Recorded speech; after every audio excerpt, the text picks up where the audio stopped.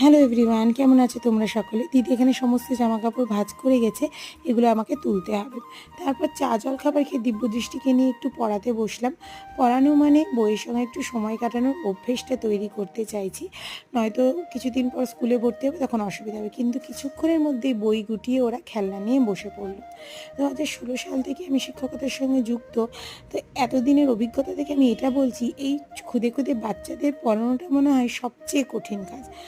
আর এটাতে সত্যি আমার মা অনেক বেশি পারদর্শী আমার থেকে, এটা স্বীকার করতে কোনো অসুবিধা নেই। তো তারপরে আমি একটু গোছগাছ করে নিয়ে রাতের আমার একটু আজকে অমলেট খেতে ইচ্ছে করতো, একটু অমলেট ভেজে নিলাম। কিন্তু অমলেটটা ভাজতে গিয়ে আমি অমলেটটা উল্টাতে পারলাম না, ভুজিয়া টাইপের হয়ে গিয়েছিল। আর তারপরে লক্ষ্য করলাম যে ডিম এবং দুধ বাড়িতে কোনোটাই নেই, আর সৌম্যও নেই। তো আমিই কিনতে চলে গেলাম। প্রথমে একটা ক্লিয়ার ফাইল কিনলাম স্কুলের কিছু কাগজপত্র রাখবার জন্য, তারপরে এগুলো নিয়ে বাড়ি এলাম। আজকে এইভাবেই দিনটা কাটালাম।